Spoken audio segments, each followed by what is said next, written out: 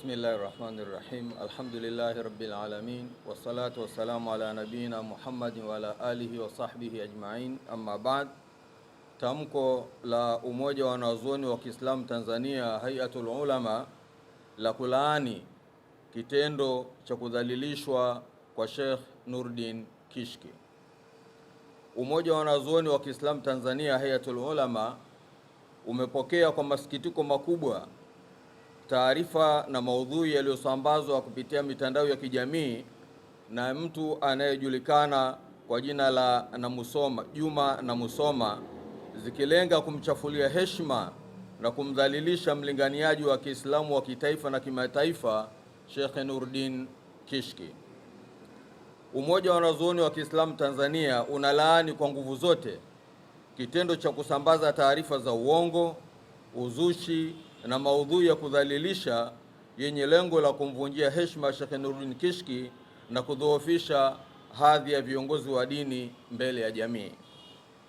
Vitendo vya namna hii vinaonesha ukosefu mkubwa wa maadili, adabu na heshima kwa viongozi wa dini na vinaakisi chuki, hasadi na nia ovu ambazo hazina nafasi katika jamii inayozingatia misingi ya dini, haki, utu, amani na maadili mema.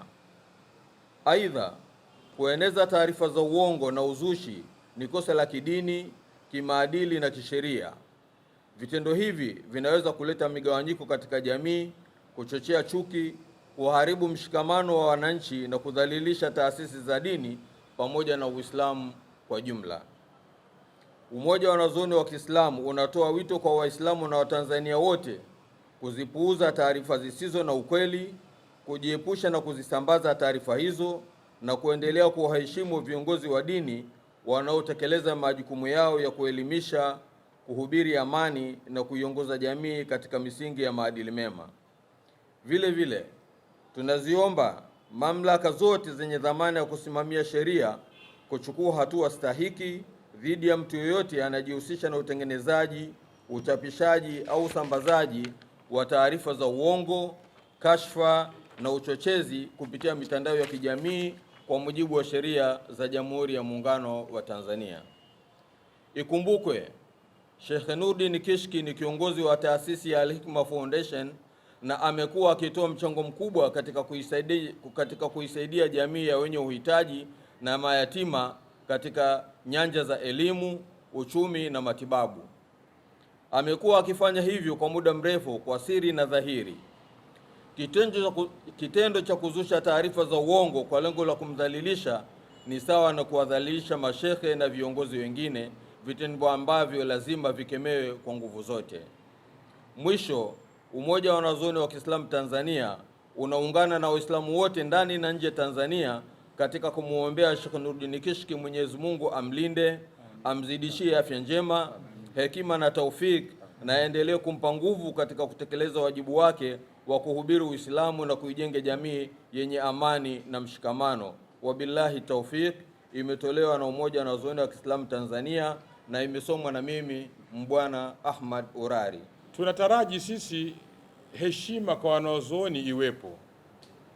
Sasa limetokea jambo kama hili, na sisi kama wanazuoni, na baada ya kuliangalia na kulitafakari jambo kama hili, hatukulichukulia kwamba ni swala limemuhusu Sheikh Nuruddin Kishki kama yeye, bali hili ni swala ambalo limehusu wanazuoni wote katika yaliyozungumzwa pale.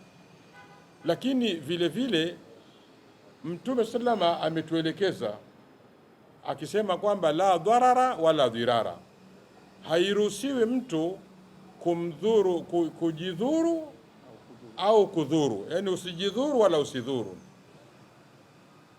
Sheikh Nuruddin Kishki tumeshuhudia yuko kimya. Yeye kuwa kimya ni moja kati ya silka na taratibu za wanawazuoni.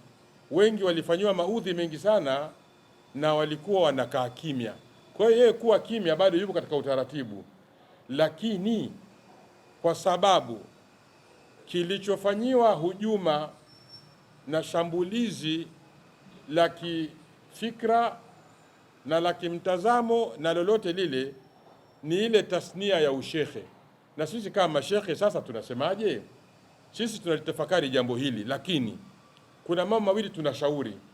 Sheikh Nuruddin tutakaa naye kama yeye muhusika namba moja, tuone tunafanya nini. Lakini la pili, bado serikali yetu ipo, serikali imesikia, tuna taasisi ambazo zinahusiana na masala ya kimtandao na zipo sheria na kanuni. Sio mwanasheria mimi wa sheria moja kwa moja hii ya kisekula, lakini naamini wahusika wameliona hili na wao wana mchango, na sisi kama wanazuoni tunajaribu kuwapa hii changamoto hii kwamba waliangalie na waweze kutupa hivi hali kama hii wanaichukulia vipi.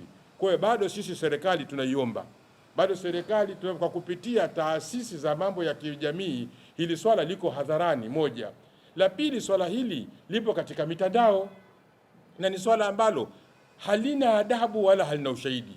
Ilitakiwa mtu huyu aitwe, alete ushahidi wa anachokisema, vinginevyo kwamba halikuwa na haja.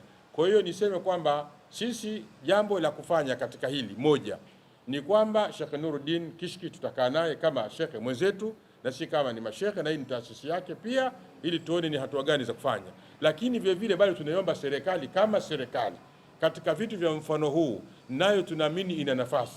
Kama wanazuoni tungependezwa sana tukasikia mmoja kati ya viongozi wa taasisi ambazo zinahusiana na masala ya hujuma au kulinda heshima za watu kwa njia za mitandao zikazungumza chochote kile. Ilikuwa ni vizuri sana katika swala hili ambalo hata kama kumuita mtu yule kwa siri na kumuuliza kama ana ushahidi wanachokisema na kwa nini kasema vile, na wakatoa kauli yoyote ile, bado ilikuwa ni jambo zuri sana. Haya ndio maneno ambayo naweza nikasema kwa niaba ya wanazuoni, na ni kwamba ametukera kweli kweli jambo hili, lakini bado serikali nayo tunaiomba vile nayo iangaliwe vile. Ama shekhe tutakaa naye tutaona cha kufanya inshallah. Imam Ibn Asakir katika kitabu chake Tibyan ameelezea kwamba hakika ya nyama za wanazuoni zina sumu. Hakika nyama za wanazuoni zina sumu.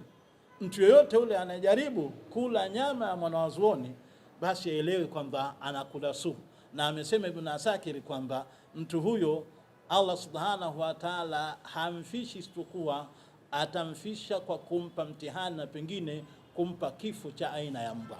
Tumuombe Mwenyezi Mungu Subhanahu wa Ta'ala wahifadhi mashekhe zetu na wape nguvu na wasirudi nyuma kutokana na vituko vya baadhi ya watu ambao hawana heshima, hawana adabu, na wakati mwingine hawajali nini cha kusema mbele ya Mwenyezi Mungu Subhanahu wa Ta'ala. Assalamu alaikum wa rahmatullahi wa barakatuh.